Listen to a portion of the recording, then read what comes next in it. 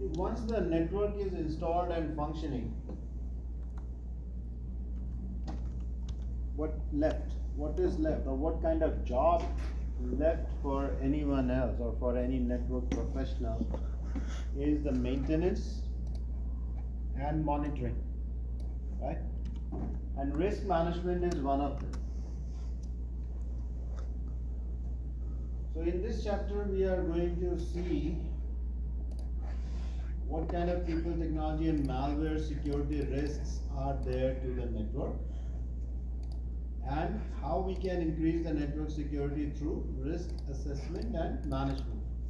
So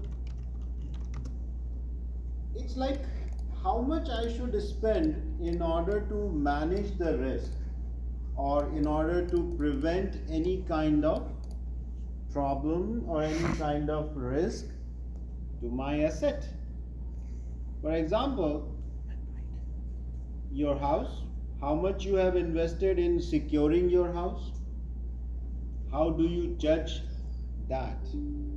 How much you should invest? Like you should install CCTV cameras, you should install security alarm system, or you should do extra locks on your all entry exit doors in your house, right? How much you are going to spend on this arrangement, and what is the value you are securing? So every time you are going to invest any amount in securing any asset, first you need to check the value of that asset, and then only you can say, yeah, I have invested enough to secure. So if the cost of the value or the value of the asset is $1,000 and you are spending, let's say, $100 a month in order to secure that asset, which is having a value of just $1,000. So if you do the cost benefit analysis, then this is not a profitable solution. $100 for 1,000. If the value is $1 million and you are spending 100 or 1,000, then that makes sense. So it is always, whether it is your physical asset, whether it is your digital asset, any kind of asset is basically secured based on its value. So in this also you will be doing the same. It's very obvious that whenever you look for your look at your phone, how many phones you have? Do you have the backup of that phone? If that phone is lost, damaged, then what will be the problem you face? What will be the financial loss, or how much will be the financial loss you may face if that happens to you? So based on that, you always do the arrangements so that you can recover from the situation. Okay, so you should implement device hardening techniques. So once you get the value, then you start thinking, okay, let's see how much I should be investing in order to protect this asset, and what are the technologies available. So one of them is device hardening technique. So we will do all this based on the value of the asset you are protecting, okay, or securing. So security risks, so this is what kind of security risk could be. So generally you people do not speak much when I ask questions. But, what kind of risk you assume? What is a risk? What is at risk? What is at risk? Your computer software Okay. What is at risk? could get damaged. No. Question is, what is at risk? What's in jeopardy? The hard drive. Okay. Your Hard drive. information. Data. It's data. It's nothing but data, which is at risk. Software, you will get it again. If you have a licensed copy of the software, you can get that software anytime multiple times during the year. Okay, but if the data is lost and you do not have a copy of that data, then there will be a problem. Because if you do not have a copy of the data, then how will you recover the data? So data is at risk. Every company, every organization is basically looking for how to protect their data, right? They are doing backups, they are doing DR sites, so they are doing on-site backup, they are doing off-site backup.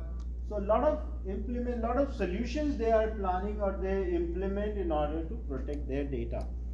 But again, how much they should invest in the data protection? Should they? So as I said, there can be a DR site, there can be backup. Now in the backup, it can be on-site backup, it can be off-site backup. Now in the DR site, it can be single DR site or it can be multiple DR sites. So this also depends on what is the value of the data.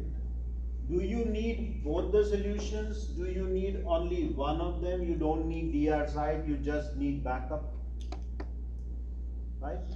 Or you need both. Can you make a decision, like maybe just choosing one? Depends on how much money you have. Maybe. That's right. So you have to decide. See, first of all, first you do not decide how much money you have to invest. First you decide what is the value of your data. Okay, yeah, that's right. First you have the value of the data, then you see how much money you're gonna invest in this.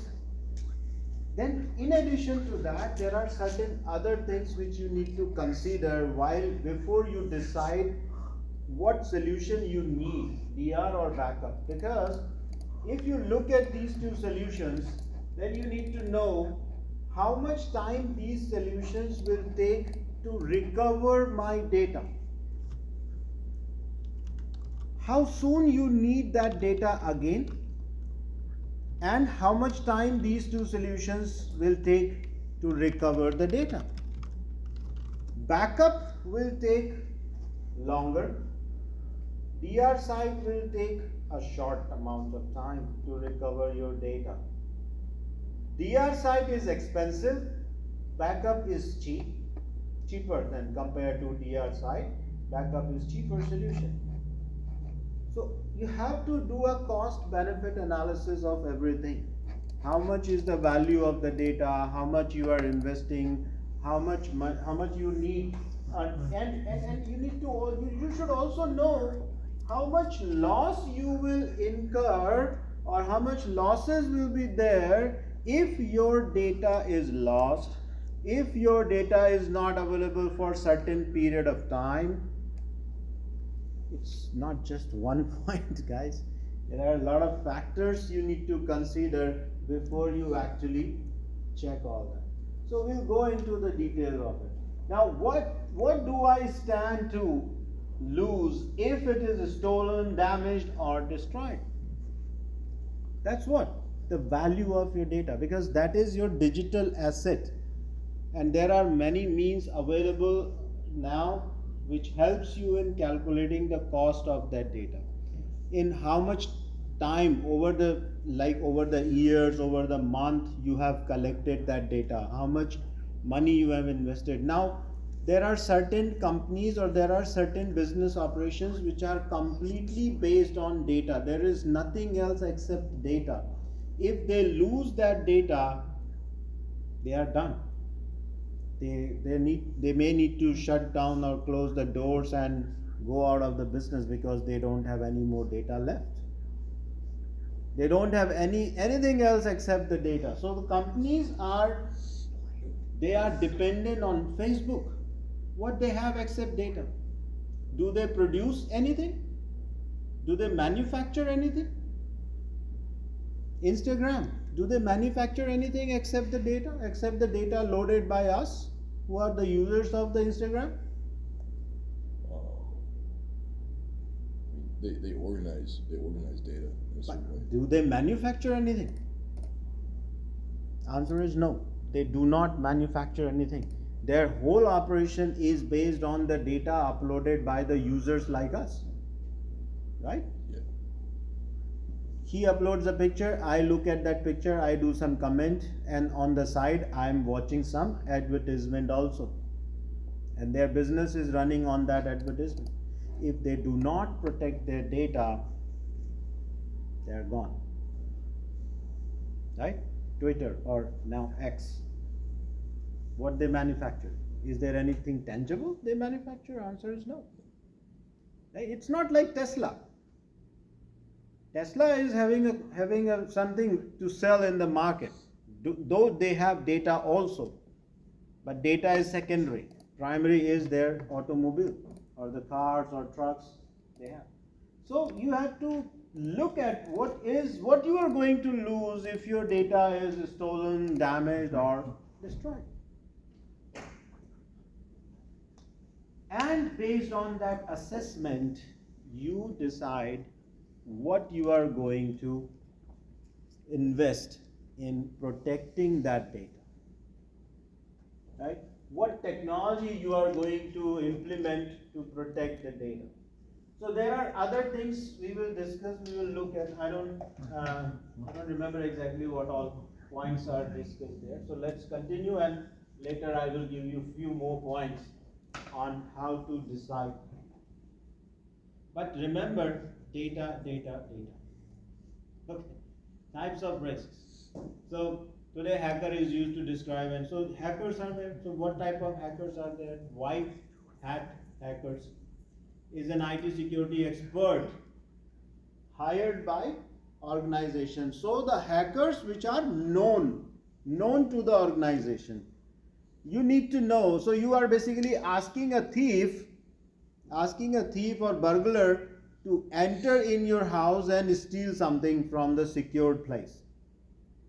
You are asking a known thief or known person to enter in your house. So you are basically checking the fortification of your house. How much fortified your house is?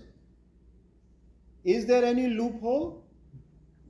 So this white hat hacker is doing that. So you can be a white hat hacker by learning cybersecurity and all those technologies. You can become a white hat hacker, and then you can get a job in the industry where you are known to the organization to secure their environment. Then you have black hat hacker, or group or individuals that can cause or that are causing damages, stealing data, compromise the privacy of various companies. Now, black hat hackers sometimes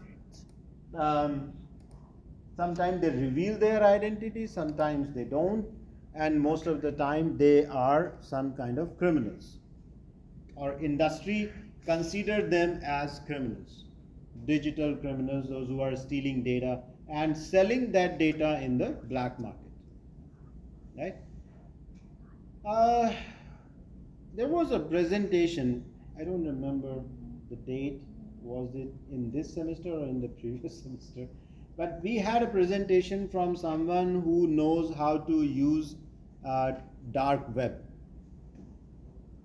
Right? There are three types of webs. The web which we are using on our daily basis, that is open web. Then there is a dark web. For the dark web, there are special browsers available. You can download those browsers and you can create account on that browser, and then you can get some, if you know some dark web websites, you can use those websites. So some of these stuff, means the stolen stuff, are available on that dark web at the cost, and the payment is always done in digital currency, right? Bitcoin and XRP and all that. Then there is a third level of web which is called deep web. And deep web, only special ops team or special security agencies or specialized people only can access or can use that web. Are those like official servers that are part of the deep web? Yeah, there are definitely. See, everything is running based on some hardware. So, for either it is a dark web, deep web, or normal open web, like for us, everything is running based out of some server, somewhere hosted by someone. But we never know easily. Then last type of hackers are gray hat hackers. These are basically standing between the white and the black.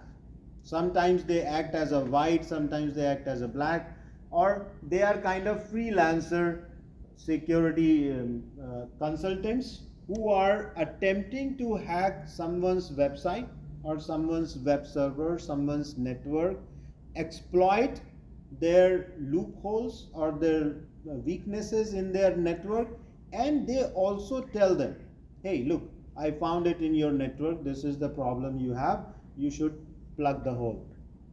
Don't we usually get hired? Doesn't they usually get hired? The hired ones are the white hat hackers.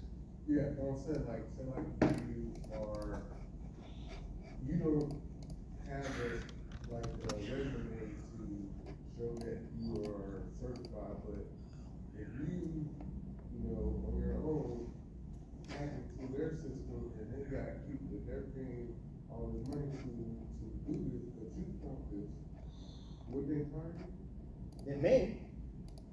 They may hire you. We read some news on different portals, like people exploited some kind of bugs in the company's network, and then later company hired them. Right? It is possible, but it's not that simple as it as it is written in those news articles. Okay, sometimes it may back bounce as well. Means company may file some kind of police complaint against you that you tried to hack into their network or you hacked into their network. Okay, so but this is so it is always 50-50 if you are. So you are basically abiding by the code, means you are not stealing any data. See, sometimes you may say that how the companies doesn't know about that, or how some company get to know about that someone has stealing the data or some data was stolen. So every activity is being recorded in our system. Anyone logs into the system, access remotely, copied some data from somewhere, everything is recorded. That is called log, L-O-G, right? And there are hundreds of logs collected by the secured systems, like you have Microsoft, Facebook, and all other big companies. There are companies who are just running their business on logs, means they help other companies to collect the logs from various services they are running. Their job is only doing that, and it is again a very good career, I would say, where you will just learn the technology of collecting the logs from various sources. And this one of the companies, this someone can get into this, means this is a company, and many other companies are using their software, and you can become a certified professional for this company's technology, and then you may go for a job in the industry. So log is another level, and logs are important source of collecting information about the activity happening in your network. In your system. For example, if I would like to know, there is a secured entry, you have to touch the access card or you have to punch the key code to enter the building, and I would like to know who all was entered at different time. So what I can do is, whenever someone punching the code, everyone has their personal code. He has his own code. Every time the person is punching the code, there is a log entered, a log created, that this person has punched this code at this time on this gate. For example, you guys are logged into these computers, right? You logged into these computers. Do you use your own IDs? Yes, most of the time you use your own IDs to log in these computers. a log is created already and recorded somewhere, that this person using this ID logged into this computer on this date, this time. This was the login time, this was the logout time. So, using, Say it loud. using these computers and this, because of this network. Yes. Like, you can only do so many things. So how I get around that, I use my iPhone, Personal laptop. yeah, I use my iPhone to get connection to my laptop so I can access my computer like I want it to because of the restrictions of the network. Yeah. Possible, right? So what he's trying to say is, in order to avoid this GTC Wi-Fi, GTC network, he uses his iPhone's network. That's what you are trying to say? Yeah. iPhones turn on his iPhone's hotspot, connect the laptop, and then. I don't have to be Right. restricted by the schools. But these days, that's the other thing. This is how we go. But yes, you can somehow pass on, you can pass or you can skip the security of one network. So that's obviously that's very obvious because you skip this network. You have not connected to this network. So that's why you may pass or you may avoid being detected in this network while you are. But you are not connected to this network, otherwise you are connected to the resources of Gwinnett Technical College, which itself has the information that you logged in this time, and it may have the location coordinates as well. Okay. So now, what are the other types of risk? What is vulnerability? Is a weakness of a system, process, or architecture. Right? Exploit is the act of taking advantage of that vulnerability. Right? So you need to, first of all, you need to find out what is that vulnerability in the system. Is there any port which is unsecured, or is there any unsecured port open? For example, you have FTP, you have Telnet. These are the unsecured ports in every network. Are these ports open? So first, every time hacker is trying to get access of any network, they always, first of all, they always look for unsecured port. Is there any unsecured port open in that network? After that, they will try to get into the secured network. So every time, so secured network like SSH has a default account called root, and in this root account, so they already know what is the user ID you have. That is the default user name for every SSH service. So is the SSH service running on this network? You find it, oh yeah, it is running. So now you already know what is the user ID of that service. It is root. What is the next thing you need to know? Password. Now what they do for the password? So there are many techniques available for cracking the password. If you have learned about it, that's fine. If not, then I would suggest that you should go and check. One of the technique is brute force attack. Brute force attack, what it is using?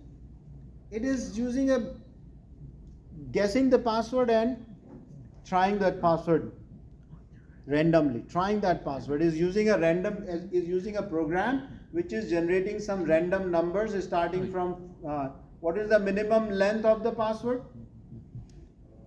Like just 6 digits. 6 characters or 8 characters. So it starts with the minimum number of characters and keep on attempting all possible combinations which may run into billions. Then there is a dictionary attack. So read about these type of attacks. Dictionary attack, what it does? It has a dictionary of passwords.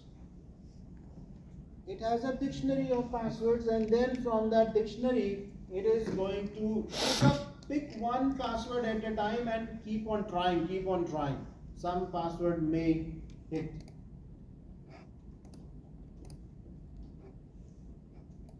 Dictionary attack versus brute force.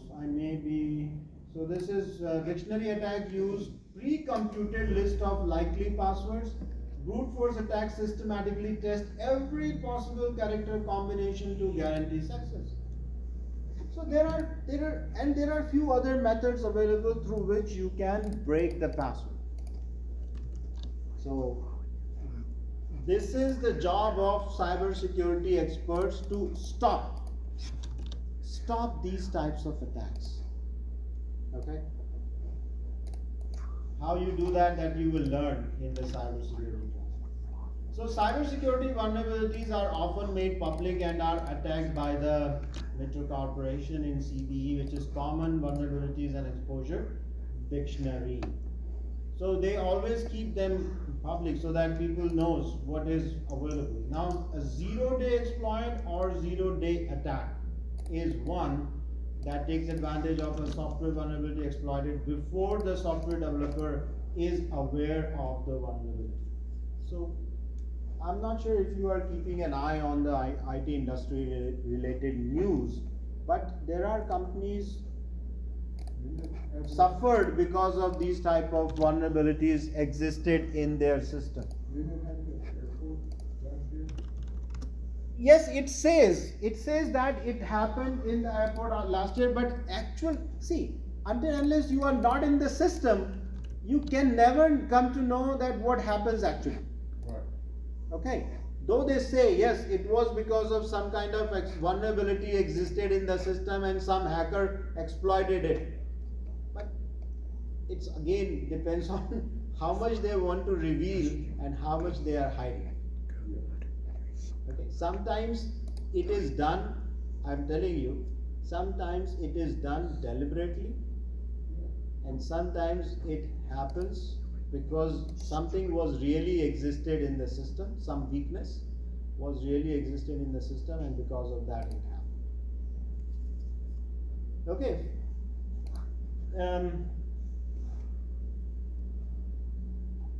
And these days, this is this system called Claude. Have you heard about the Claude? This Claude AI. This Claude AI is claiming that this system is capable of finding any kind of vulnerability you have in your system, and it claims that all the major operating systems, Microsoft, Apple, Linux, all kinds of distributions of Linux, it can find the vulnerability in those systems. It can find the problems or the backdoor entries in their systems without any human. Now, let's talk about the people risks. People risk, social engineering is a very common method of exploiting. Phishing and baiting, quid pro quo, dumpster diving, tailgating, piggybacking, shoulder surfing.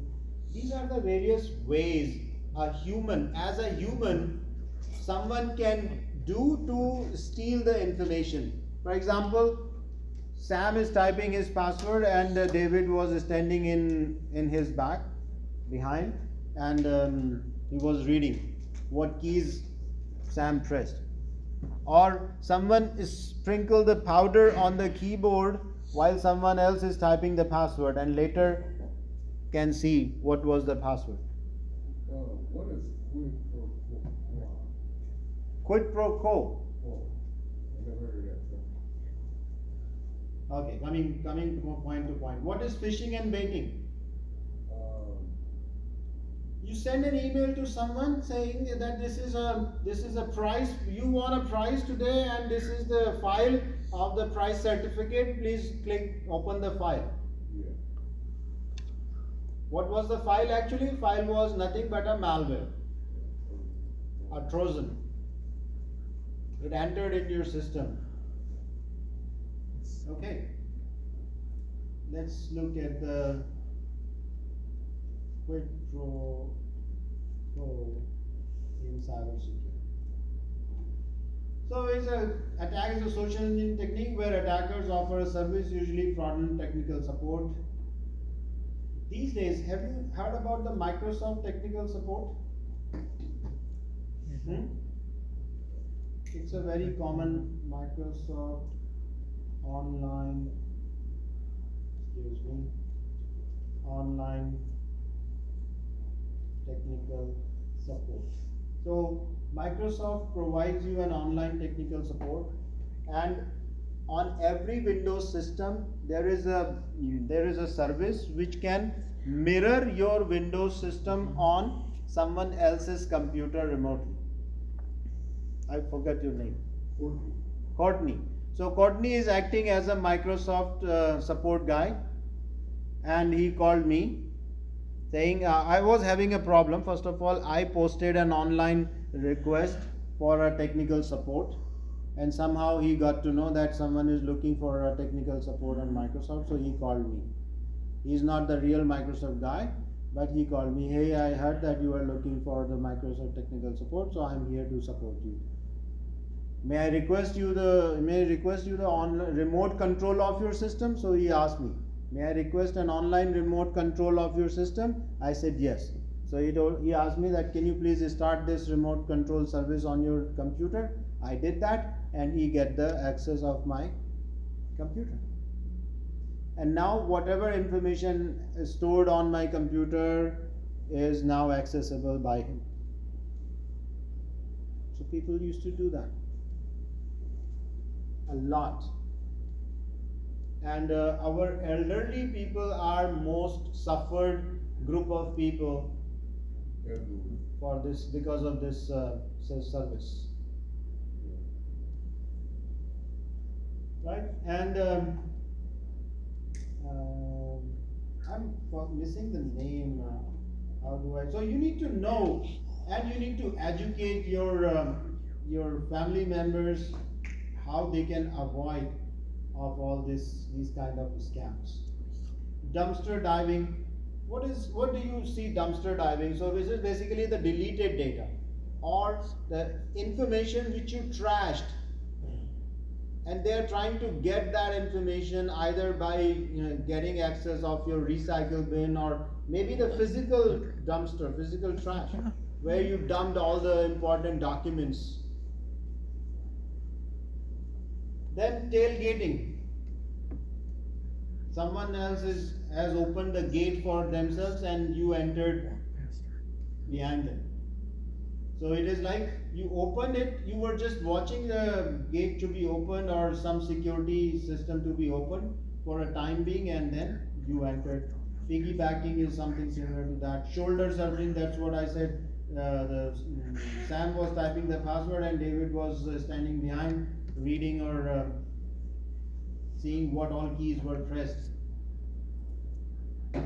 These are other types of risks, like insider threat. Is someone trusted by an organization, has the access of secured areas, and they did that, or some disgruntled employee, right?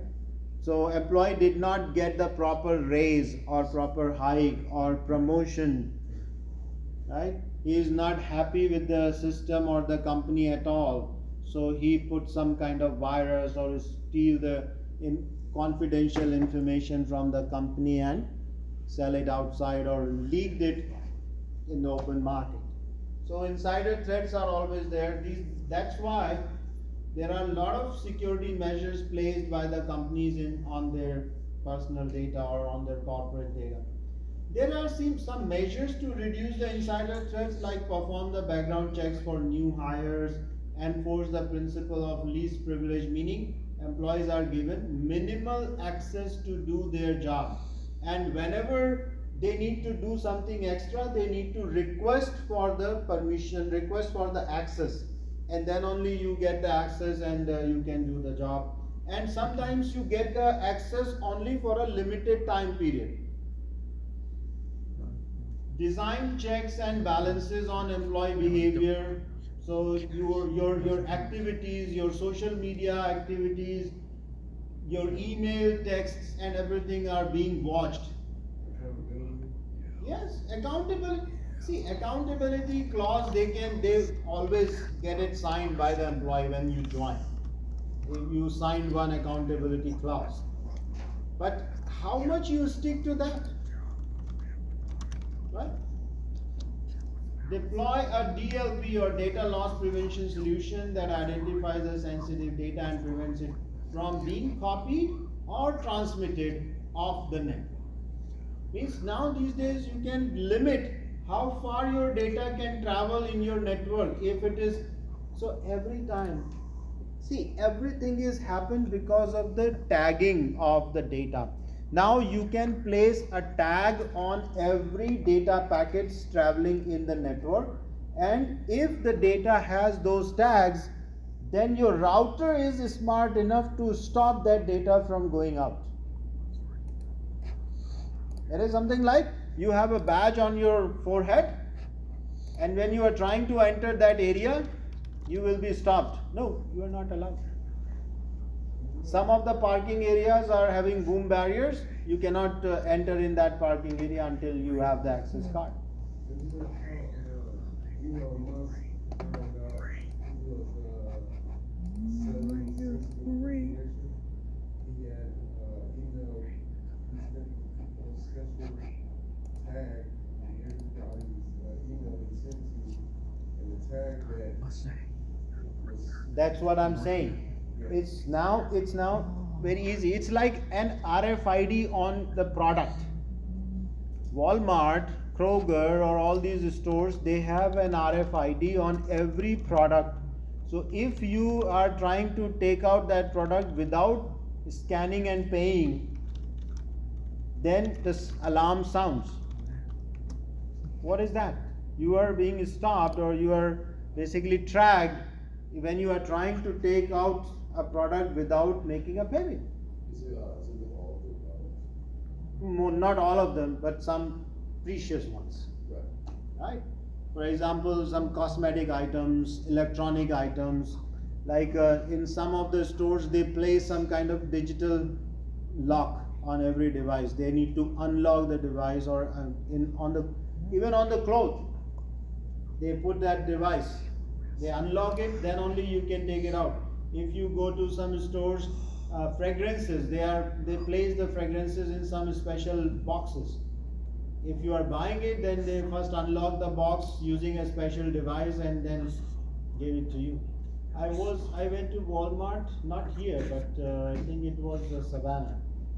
There were some these outdoor equipments, like I was looking for airbed. So the airbed, all the accessories and even the airbed was placed in a locked cupboard. So and there was a button. I need to press that button. Then someone came and then opened that cupboard for me, and then I took the product. So that is the secured system, but that was not having any RFID. There are RFIDs generally placed on the products which are available on the shelf. You can take that product and you may walk away with that product. Some of the RFIDs are visible, they are bulky. Some of them are not even visible. These days we have printed or printable RFIDs. You can just print them. You can just print them on the product, and it will sound alarm if you do not scan.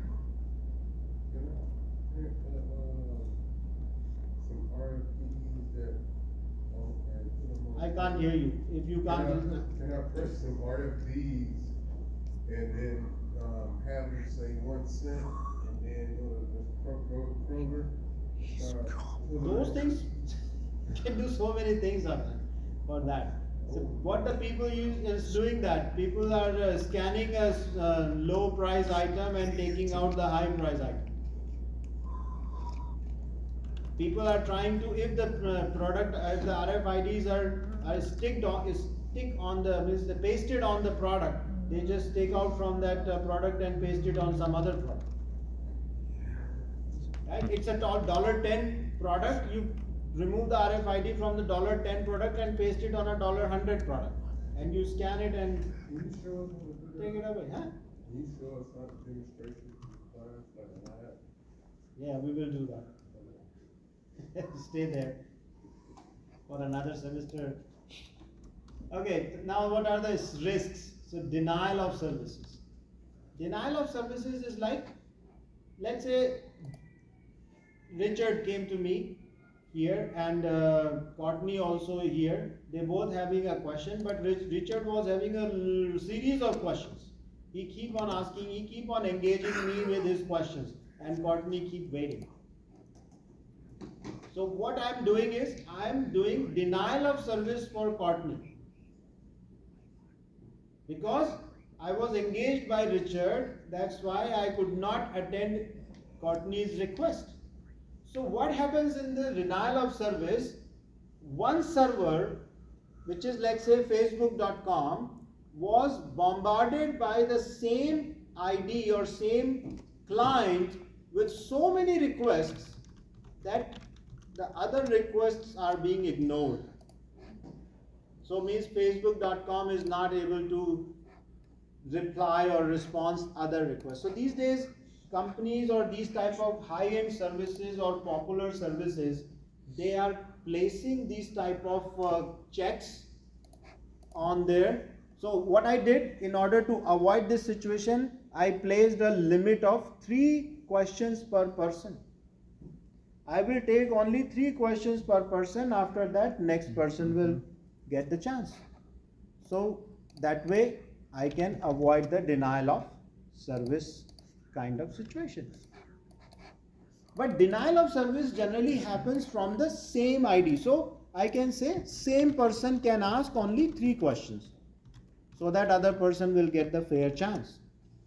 Next person 3 questions, next person 3 questions. So this person cannot ask 10 questions in a series and the other person could not be waiting for a long. Distributed denial of service, distributed DOS. So now Richard has another idea. He's a smart guy. By the way, he passed Network Plus certification last week. So we should have clapped it for him. Good job. So being a smart guy, what he did, he collected Network Plus, CompTIA Network Plus. So now what Richard did, Richard collected 4 or 5 students from this class and they make a group, and because there was a policy of 3 questions per person, so he made a group and that group came to me and Courtney was out of that group. So they started asking questions, 3 questions, 3 questions, 3 questions, 3 questions, and Courtney was waiting because he was not the part of that group, and they kept engaged. They were engaging me over there with their series of questions. So in this distributed denial of service, what they do, they create the bots. Bots, you know bots?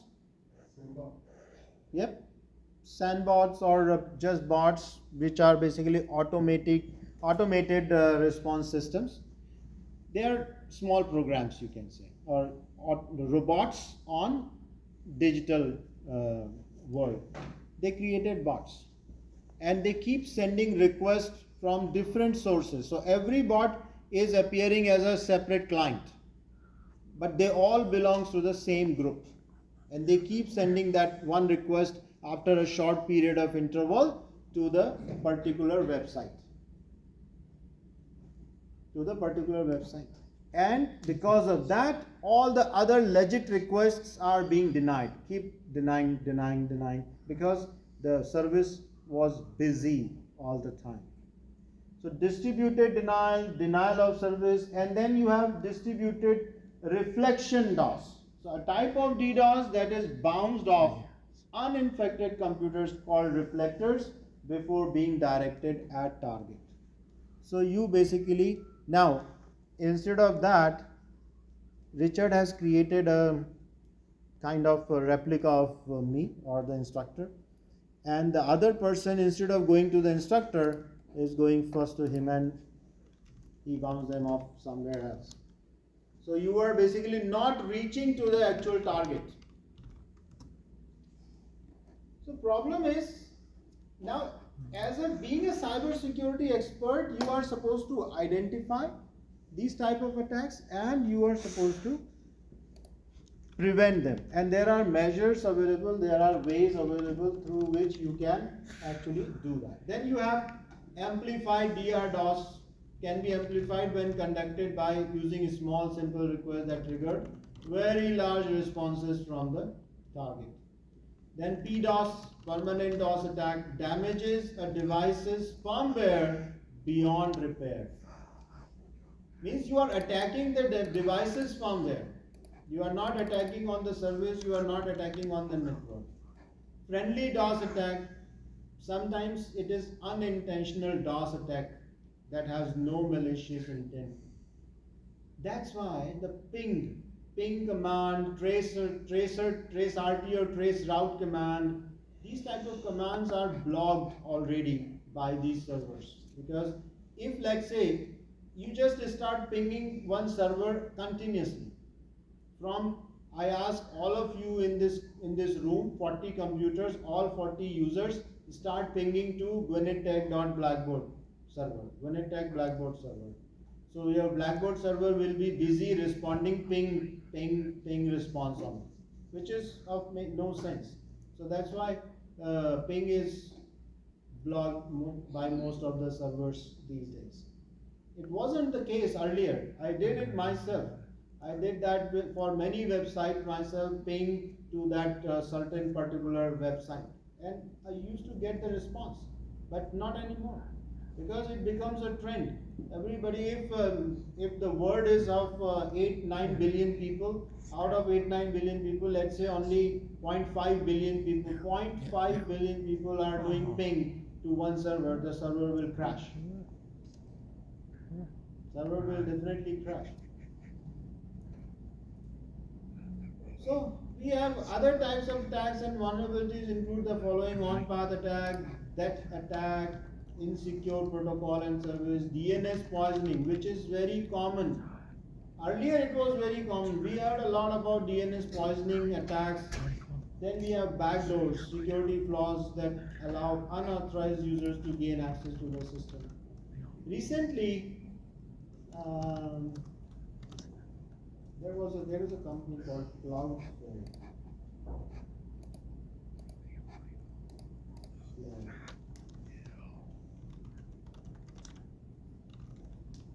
Outage.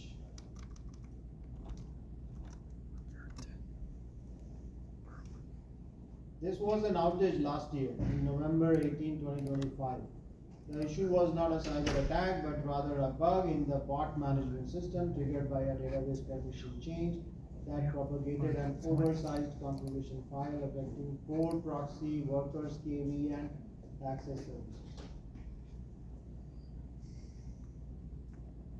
So initially they reported, and there are many outages.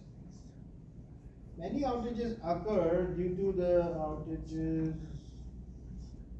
due to DNS. AWS outage due to DNS. So the major October 2025 AWS outage in US East 1 region caused by internal DNS resolution failure for DynamoDB, creating a cascading 15 hours service disruption. So DNS is, see guys, DNS is very, very, very important. Without DNS, internet cannot function. No service on internet can work on internet without DNS. So if you spoil the DNS of any organization, if you spoil the DNS of any organization, you can basically disrupt the entire operation of that company. So protecting the DNS entries or DNS data is an utmost importance by any company. Then there are malware risks. What is malware? So you must know what is malware. So it's a malicious software. It refers to any program designed to intrude upon or harm system or its resources. How we get the malware? The example I gave you. You received an email which says that you get a prize, and the certificate of the prize money is attached with this email. Please open. Right? Sometimes they spoof the email IDs from, like, it looks like you are getting an email from someone known, but actually they are coming from some unknown resources. These days I'm getting lot of emails. I have an account on Robinhood and I'm getting lot of emails from Robinhood. The title says the email is coming from the Robinhood. But when you get into the email and check who's the sender, then sender is not Robinhood. It's something else or someone else. I saw one email ID which was like this.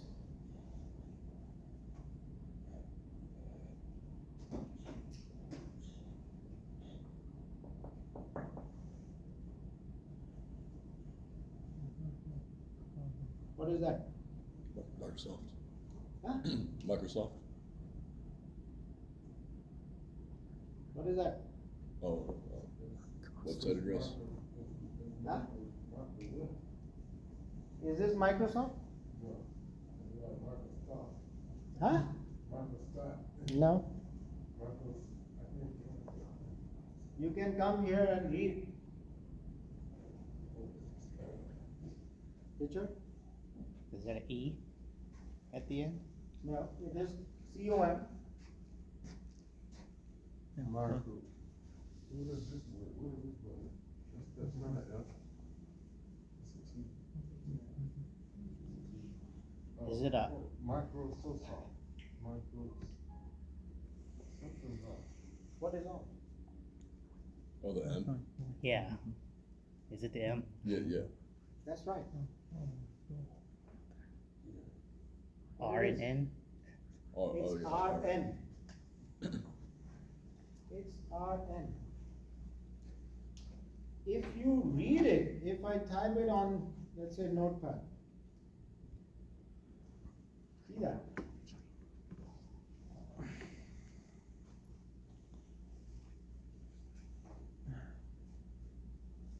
In other fonts, in some special fonts, if you are not reading it carefully, then you will read it as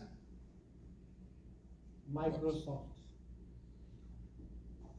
I saw that, though I did not receive an email from this ID, but I actually see that email. Oh, it's out here. It's RNICROSOFT. So whatever you do, you should always look into the email ID in detail. You should not click on your email. You should not click on your email without looking at the actual email ID. How you get the actual email ID? So when you place your mouse pointer on your email and get the details of that email. If ever you notice that the mail is suspicious, if you ever feel that mail is suspicious, then you should always look for the detailed email ID of that email or the sender and verify it maybe from Google or from the other resources. These are other types of malwares like virus, Trojan horse, worm. Though we all have security or the firewalls or some kind of virus scanners on our systems. That's why we are kind of safe these days, but still, you know that those who produces medicines are sometimes creates viruses as well.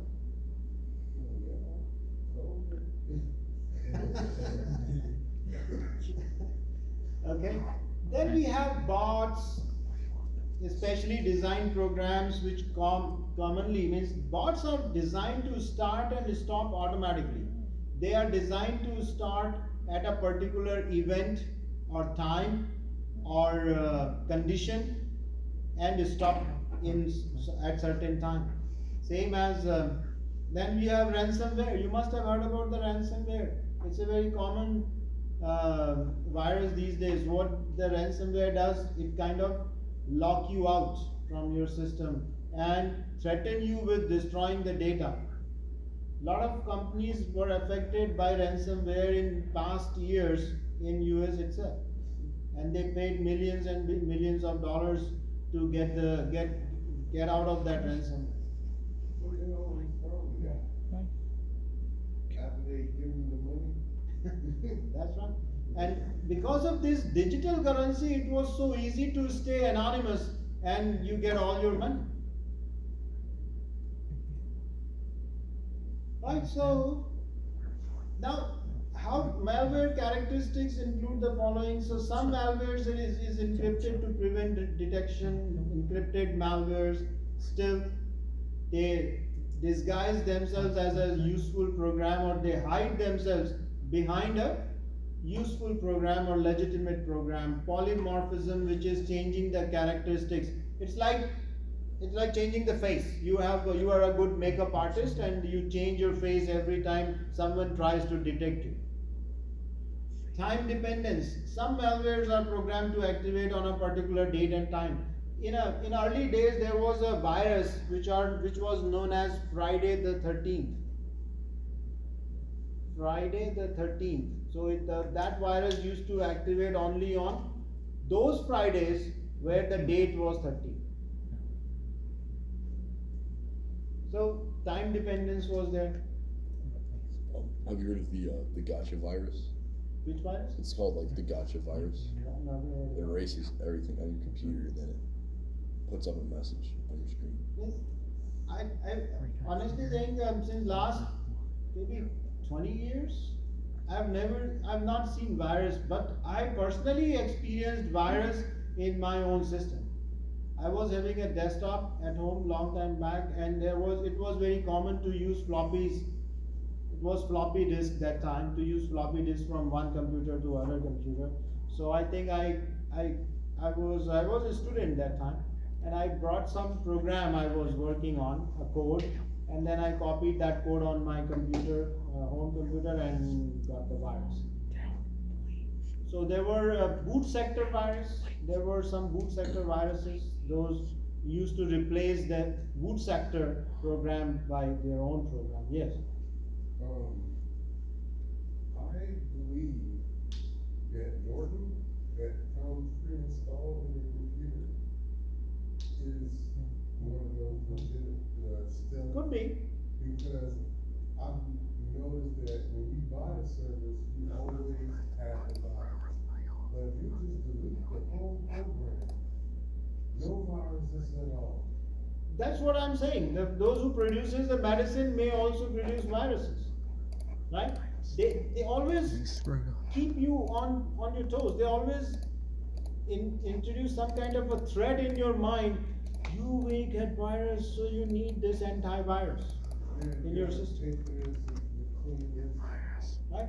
Alright, assessment type. Now, I was telling you before that you must assess your asset. What is the value of my asset which I must protect? So assessment need to be done, and it is very important. So these are the effective risk management happens at two layers. So security risk assessment, which evaluates the threats to and vulnerabilities of the network, and the other one is business risk assessment, the potential threat on your business processes. And the business process is a series of steps that accomplish a defined goal. So basically, you must know how much business will be affected if I have this kind of incident or event happens to my business or to my network or to my devices or to my application or to my data. Right? It may be, see, your service may get affected because a virus came in and your data is safe, but your services are out. Your services are out for maybe few hours, so you need to know how much I'm going to lose in those many hours if my business is down. Meantime to repair, right? Good point.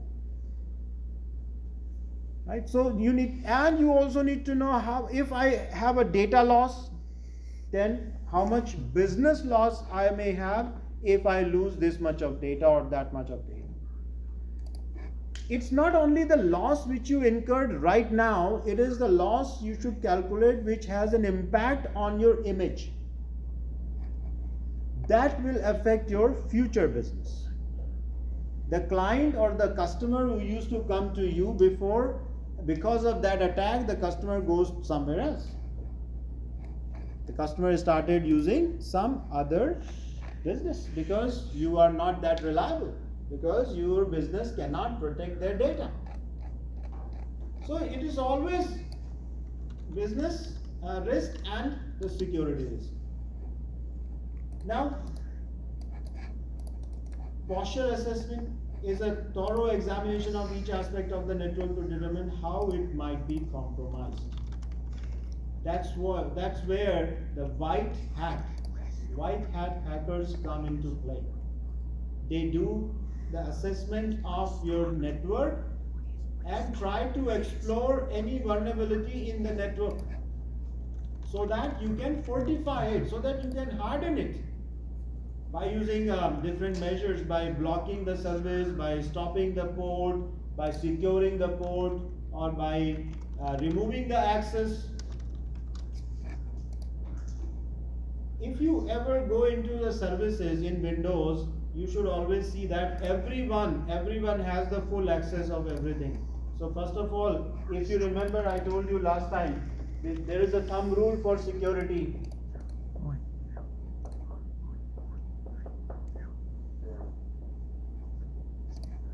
Right? Deny all, allow some. So very first thing you should do is, from your network,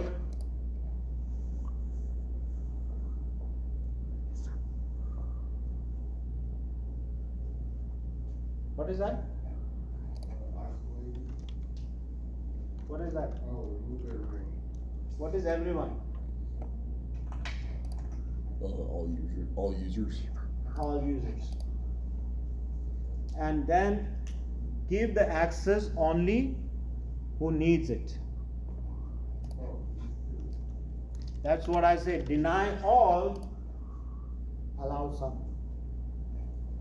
That's the thumb rule of security. Security audit. You should always do security audit, and there are two types of audits can be done. One is internal audit, another one is external audit. So you can always see there are certain companies which are kind of relied or kind of authorized by different industries. You are service provider and he is a consumer or the customer. So I am the audit company, and you trust on this company as well as he trust on my services. So the company who is trusted by both the parties, service provider and the consumer, those companies can do the audit of the services of this company so that customer can also accept the report. Right? If you do your internal audit, customer may say, no, I don't rely, or I do not accept your internal audit report. I need a third party audit report. So you need a third party. So there are companies available who are doing third party audits, which are kind of accepted by all the parties. Then there are certain rules and regulations laid by different countries, different governments. GDPR is one of them, which is known as General Data Protection Regulation. It is implemented by European Union. It is implemented by European Union and accepted by different countries of European Union. So GDPR. If your company or you are the part of some company who is doing business in Europe, if you are the part of a company doing business in Europe, then you must be GDPR compliant.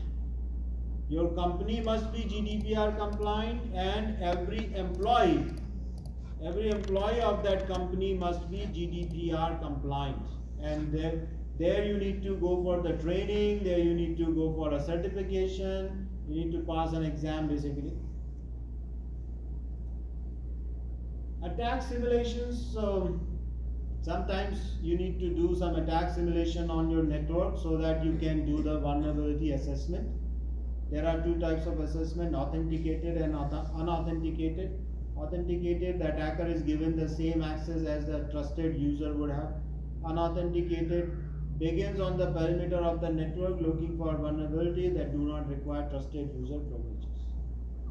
So white hat and gray hat. White hat and gray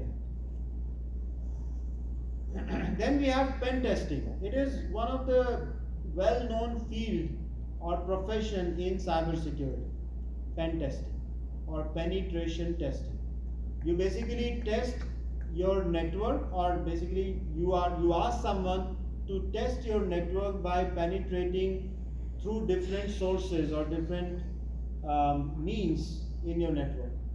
So you are basically trying to expose various ports, services, and try to get access of the network.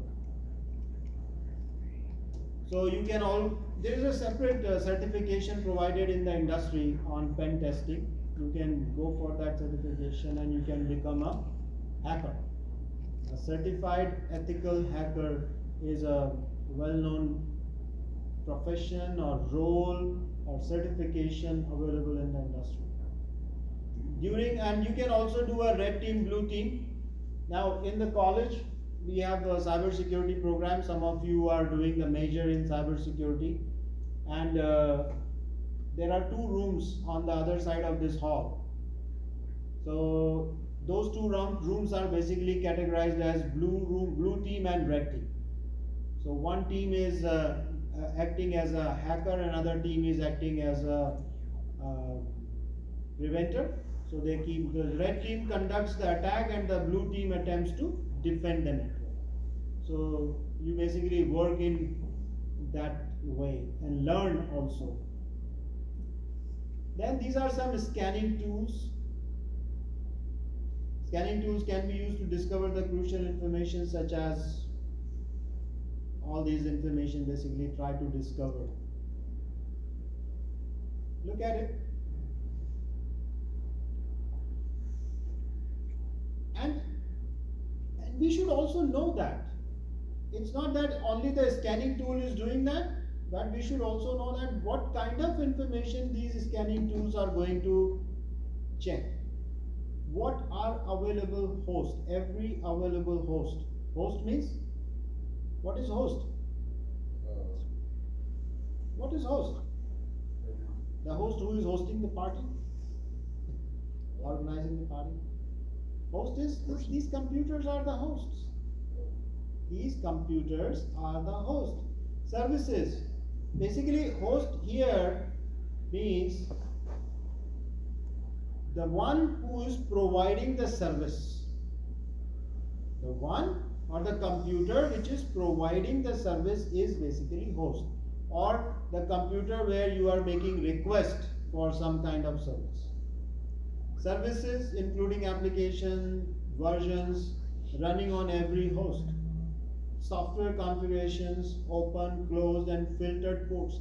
This is the most important part of any network. Port. If you left any unsecured port open in the network anytime, I believe, I can tell you, there are people sitting all the time and they have created such type of programs which are continuously monitoring or hitting on that port. The moment you open it for let's say, you will say, oh, I will open it quickly and close it. But within that time period, they will get into your network. So remember one thing, if they once get into your network, they can place anything they want in your network, and after that, even if you close that port, no matter. Yes. Do they have it now where can you set them to do like a fail open or fail close in case of attempting hack? Automatic? I don't think so. Or setting? But how do you is you can do certain types of checks placed on your ports, like if a request coming out of certain IPs, Yeah, then it will deny. Obviously, that's what deny all allow some. okay.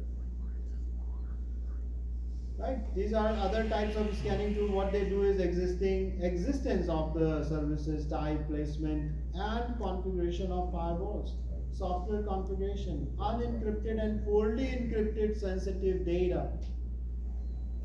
So a lot of information they collect, and some of the scanning tools are Nmap, Nessus, Metasploit. These are the scanning tools which can scan for vulnerability in your network. So Metasploit is basically combines known scanning and exploiting techniques to explore potentially new attack routes. So that's This is a tool. is that different from Wireshark then? Yes, they are different from Wireshark. Wireshark is designed to scan your network traffic, but it does not explore the vulnerability, or it does not track if there is a vulnerability in your network. That Wireshark does not do. That you have to do it yourself by looking at the data which Wireshark is tracking. And moreover, Wireshark does not look at the open or closed ports. It only captures the data which is flowing in the network. And that's an example of Metasploit. Metasploit detected a Soho router's administrative username and password. This one. So Metasploit is such a tool which can also tell you if you are using a very common password or a password which was already leaked, already compromised on the network or on internet. If you are using some similar password, then it will give you give you alert that you are using a already exposed password here. Sometimes, you know, you gotta come up with a different password for every single thing. That gets tired. So like, no. You should come here, sit here behind these two guys, so that I can hear you properly. Okay. Yeah. IDS, intrusion detection and prevention. What you do if you would like to detect an intruder. Huh? How we can detect in who's intruder, by the way? If I ask you, who is intruder in network? I guess anyone trying to get into your computer. Unidentified. Anyone that's unidentified. Okay. Like anyone trying to get into your computer. Okay. So in digital world, the intruder is someone who is trying to get into your computer, right? Or get into your network. And then how will you identify that he or the person or the someone is intruder? Because does not belong to your network. And it is not an individual, because I cannot enter in the network. I'm too big for that cable actually. So we can't enter into the network. Then who is that? It's a signal. It is always the signal which is trying to enter into your network, and signal always carries some identity. So that's why it is always important to know the structure of your data packets. What information my data packet contains, so that I can get the information if the person or the signal is an intruder signal, or it is a friendly signal. So you need to, that's what intrusion detection systems are doing. Okay, in 15 minutes we will be finishing the class. So we are not going for any break today. That's that? 15 minutes. Oh. We're not going over the project. Project? Mm-hmm. Okay, you want to know the project? I'll let you know about the projects. Okay, so intrusion detection and prevention. This is your host-based IDS, network-based IDS, so which runs on the host. On every host, there is an intrusion detection or IDS system running. Network, which is running on network devices or running on DMZ. What is DMZ? Anyone remembers? Last time we talked about the DMZ. Demilitarized zone. Where does this DMZ exist? So here is your picture, which shows you what is DMZ. Or where is the DMZ? Can you tell me where will be the DMZ? The IPS. This is your intrusion prevention system. This is your intrusion detection system. Where will be the DMZ in this? It's a new switch. Oh, it's at the router, isn't it? It's before the router. I think it's the ISP. Yeah. Somewhere here or somewhere here. Either it is here or here. DMZ before this, before IPS. Alright, so this is your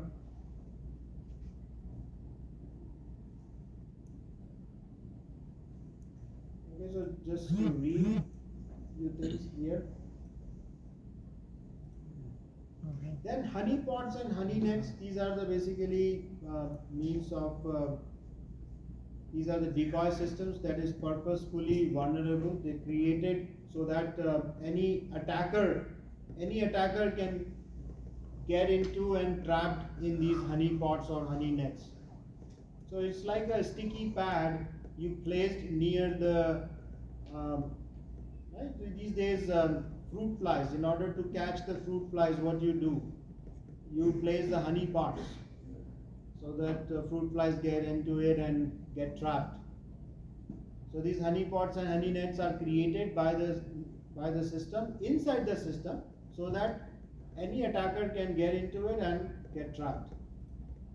Device hardening is a measure, or it's the steps you are taking to prevent or to secure your device from any kind of attacks. And there are many layers of defense you can implement, and every layer of defense doesn't need to be digital. Okay? The very first layer of defense is always manual. For example, the very first is security guard. Right? Some of the subdivisions are having security personnel sitting at the gate checking your ID if you are a guest, like in some of the country clubs. So checking your ID, and they call the house. If this person would like to visit you, if they allow, then only they allow you to enter into the subdivision. After that, so that's the first access you get. Then you have all the CCTV cameras or security cameras around the subdivision in the premises. So if you look at the data centers has multiple layers of security. So it is like the first level of security is the premises. So your identity will be checked at the gate. Then you have a building. So there is a access card or access gate at the building. You have to scan your access card, then only you will get the entry to the building. After that, you have the rooms in the building, and outside the room also there is an access code you need to punch or type. Once you type the right access code or your thumb impression or your retina scan, right? How many of you have seen that movie? Which one? It's a new movie, but I saw a lady, she had to put her phone down and then go scan her eye just to get into the room. Right, so there are multiple, so you just keep on doing that, and once you are at your computer, this computer is asking for a user ID and password. Right? So levels of security. So this is the defense or defense in depth basically. You are preventing the access to this computer by many means, and lastly by using digital means, which is user ID and password, or maybe other means. Yes. Can you, what if you create a virtual machine inside your computer? Is that another way to securely? There are, see, obviously that can be a way to secure your data, but the virtual machine is also a digital asset. If someone can access your computer, can access your virtual machine as well. The only thing is, if you are keeping your virtual machine on a cloud,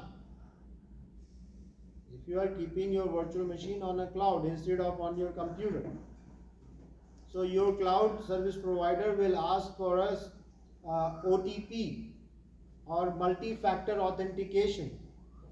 When you're trying to access your cloud service, it sends a code on your mobile phone and asking you to provide or like Okta, Yeah. like Okta, and then only you get the access of that resource. So that's what I'm saying. There are many ways to do that. The only issue is, do you know that what you are securing? Then updates and security patches. This is very important because time to time your service providers, like your operating system provider, your application provider, they all keeps updating your system. So you should always update your system regularly. It is better if you keep it on auto update, but install after permission. Keep on auto means they will check the system, they will check the updates automatically, but install that system only when you approve. Okay, let's talk about the project. I'm stopping here. I would suggest that you should go ahead and read all the remaining slides and the content from this lesson. If you have any question or concern or doubt, please bring your questions and doubts next week. Only questions and doubts will be discussed next week. No new lesson. There are, I told you before that last lesson you will be doing by yourself, and the next lesson as well, the access control, you will be doing by yourself. If you have any question or concern with in those lessons, you can come next week and discuss with me. Okay, let's talk about the project. Project is, so here are the projects. So you see that what all you need to do. So introduction, this is your introduction to networking. Project type is individual or team. It depends on you.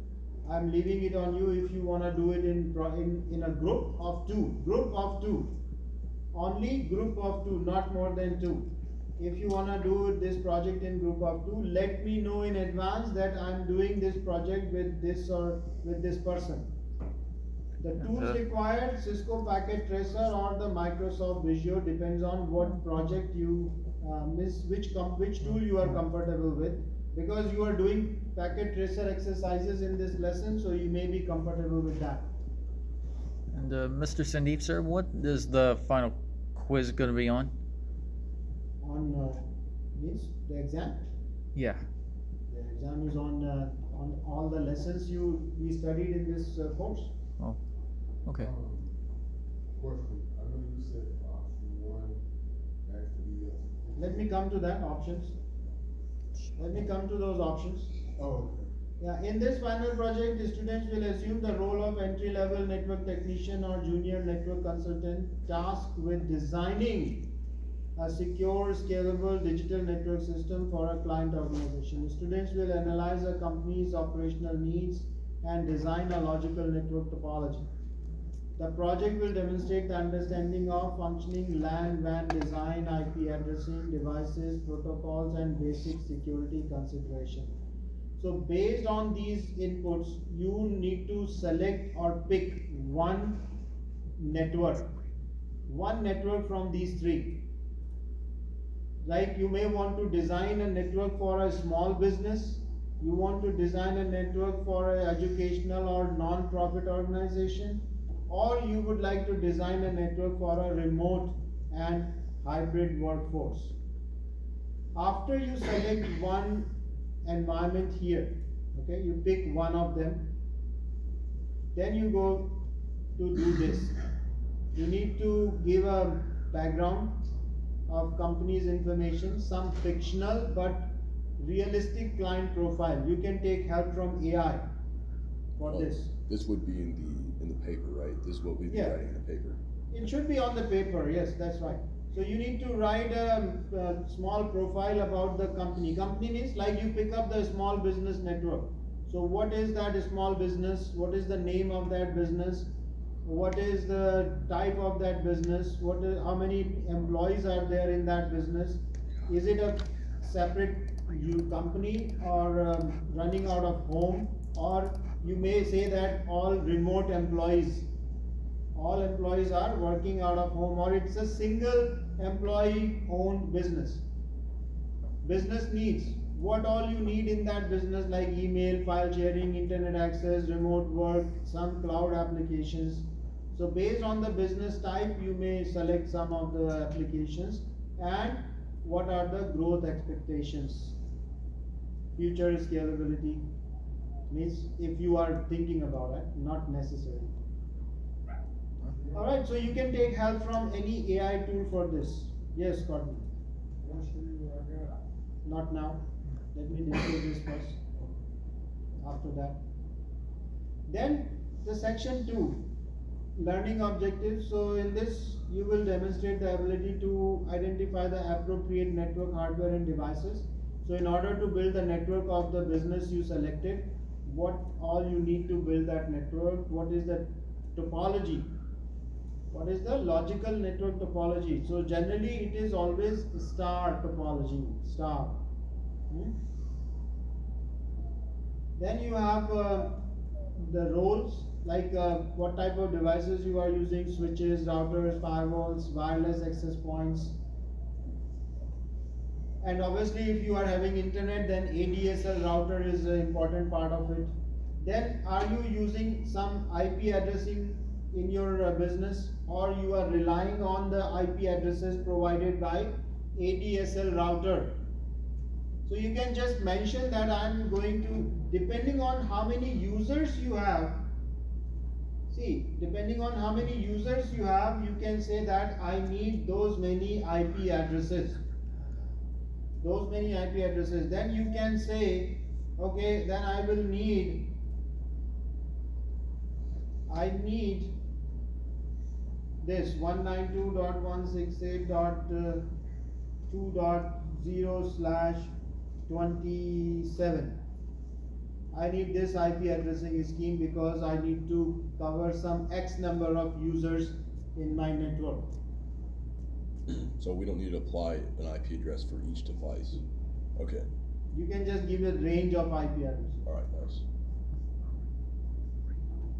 Use the packet tracer or to visually represent a network. Explain how cloud services integrate with on-premises networks. If you are using cloud services, then you can draw a cloud and connect it, and try to mention that how you are using those cloud services. Are they accessed through internet? See, on-premises networks, the cloud services can be connected through regular internet or can be connected through a dedicated connection. So how you are going to use? So dedicated connection is required if your services are 24/7. Then you need a dedicated connection. If your services are not 24/7, then you need the services only as and when needed. For example, you have employees all the time in your office, means including the weekends, there are employees in your office. So you need the cloud connection all the time, every time. Excuse me. Then you can think about having a dedicated connection.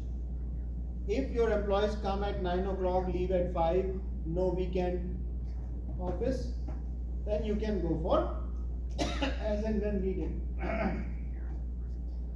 These are the steps you need to complete. Means in your submission, or the document you're going to submit, you cover the following. First of all, you cover this, right? And then you cover this. Network planning, number of end devices, wired or wireless, internet access, dedicated or dial-up, security consideration.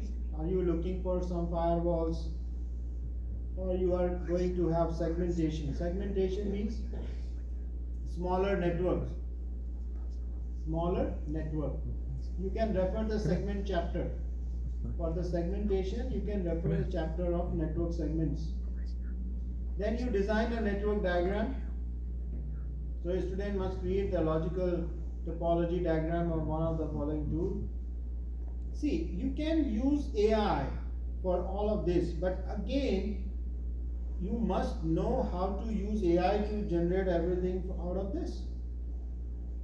Because unless you do not know how to write the good and effective prompt, you can never get anything good out of the AI. And let me give you one hint. This Friday, we are going to have a day-long session on AI in the college. Have you heard those idea-a-thon Yeah. flyers?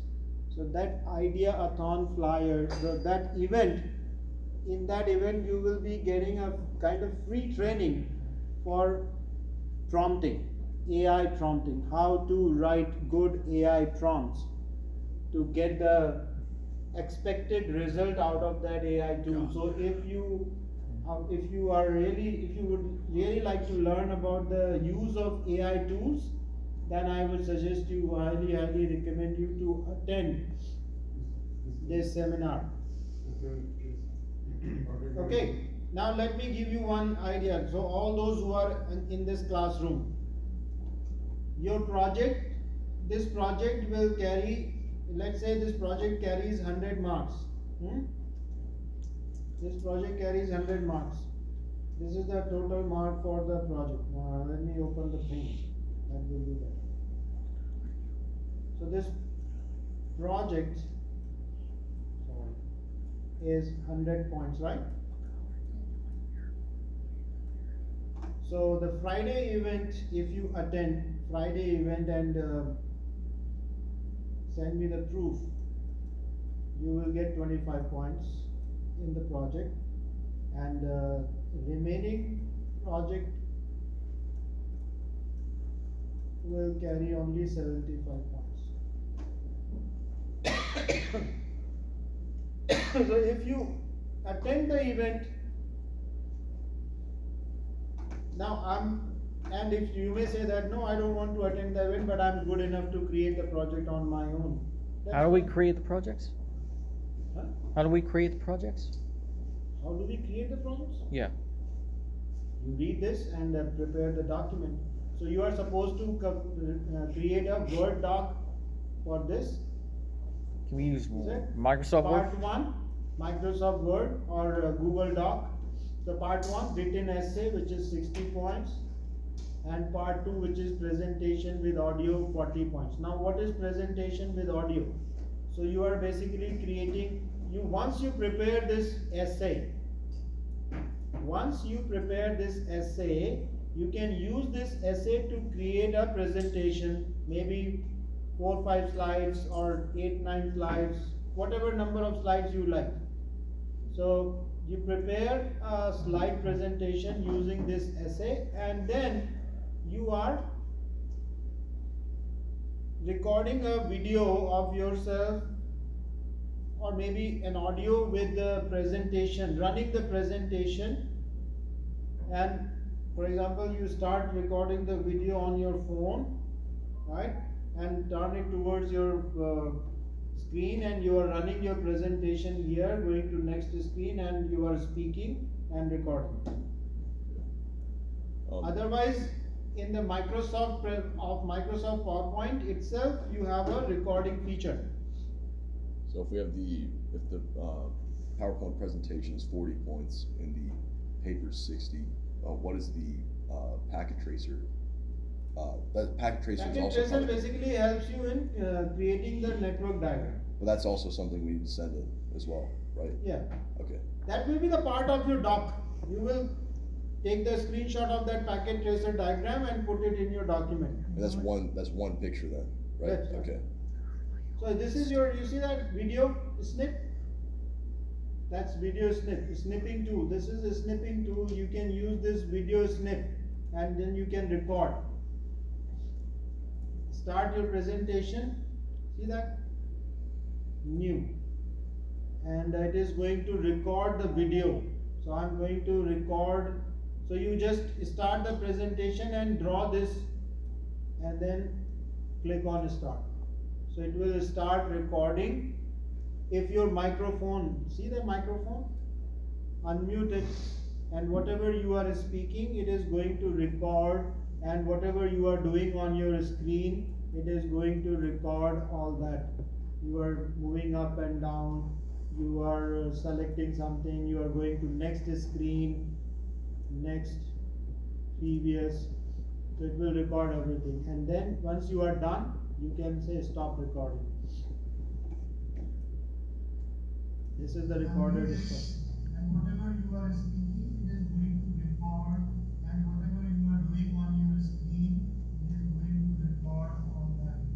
You are moving up and down, you are selecting something, you are going to next screen, next, previous, it will record everything. And then once you are done, So it's there, right there in your system. You can just use it and prepare a video and upload that video. And what are we recording the part 2? Part 2? Yes. Part 2 is that is the presentation and audio. That's what I was saying. You have to speak what you. What you have in the presentation, you have to speak that. You have to speak whatever you have in the presentation. It's like the way I'm doing the class here, you are doing the class there and recording. You have to explain. Like you have created a diagram using the packet tracer. So you have to explain that diagram and record it. Getting my point? Do you have to do that on Microsoft Word? It's up to you, in whichever tool you want. or like PowerPoint. PowerPoint. Yeah. So 2 things needed. Remember, we need 2 things. One is essay, which is in the Word format. Essay in the Word format, and then presentation and video. Presentation with audio. So you create a PowerPoint presentation. Wait a minute. So you create a PowerPoint presentation, like this is the presentation. Now you are showing the presentation, and using this snipping tool, you are recording this presentation. So, and start. Anti-malware software. Some malware can be detected only via anti-malware software. When implementing anti-malware software, you are just explaining whatever there on the slide you have. Then you are going to next slide. You explain whatever is there on the next slide. You go to the next slide. You explain whatever there is on the third slide, and keep on doing that until you complete your presentation, and then you stop it. Stop it, and then it will give you the file, give you this video file. Save it. There is a save button. Save this video file and upload it. You don't need to upload the PowerPoint file. You don't need to upload the PowerPoint file. We just need the video. So 2 things, a Word doc and a video. Okay? If you still have confusion, you have my email ID, you have my phone number for office, but office phone number is redirected on my cell. If I do not pick in my office, the cell will ring. Yes? So I know that you said that the next 2 PowerPoints are doing on the phone, right? Next? The next Yeah, you are doing at home. So we're not meeting last week. We are having class next week, but if you have questions, doubts in those lessons which you are doing on your own, come to the class discuss with me. What Okay, should we now the- what should we say when we record the video and when presenting? What we say, Yeah. whatever is written on your PowerPoint, On all the PowerPoints? all the, what are you saying? I mean, all the notes in the on all the. Man, what you are listening? Are you not listening? I'm saying you have this essay. You write an essay first. You write the essay first. This essay here. You write this essay. Oh. Then based on this essay, you create the presentation. Okay. This is the PowerPoint you are creating, and then you are presenting and recording. It must have recorded on your phone as well. Yeah. You can. I hope you are listening those videos again. Yes, you sir. You can listen that again. Yes, sir. And that's that. Okay. Now third thing is practice exams. So practice exam is provided from Cengage, right? So this is your app CompTIA Network Plus practice exam. I would suggest you to go through it because the final exam is also prepared by Cengage itself. So you should get help. You will get help from this practice exam if you need to. And again, if you have any question, then come and talk to me next week. So Yes, Or- sir. The practice exam is pretty similar to the final, or is it just sort of like a study guide a little bit? This practice, it's like similar to the final. Okay. Are we taking the final in class? Yes, you are taking finals in the college. Until unless you have any medical condition which prevents you coming to the college in person, you can submit a document that I'm not capable of coming to the college in person, so please allow me to take the exam online. You can take the exam online in that case, or you can take the exam before, right? Some of you are taking the exam on May 1st.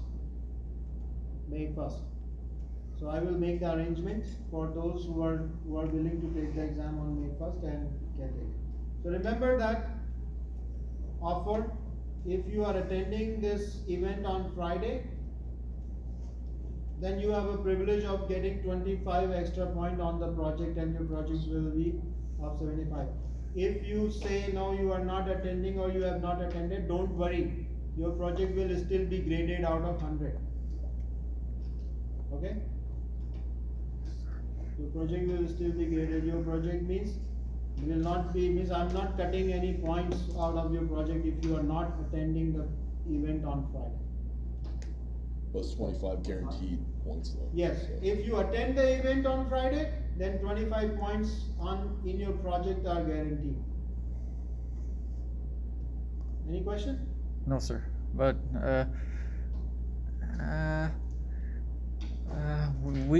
but the exam is on May 1st, right? Exam is in the class on May 6th. May 6th.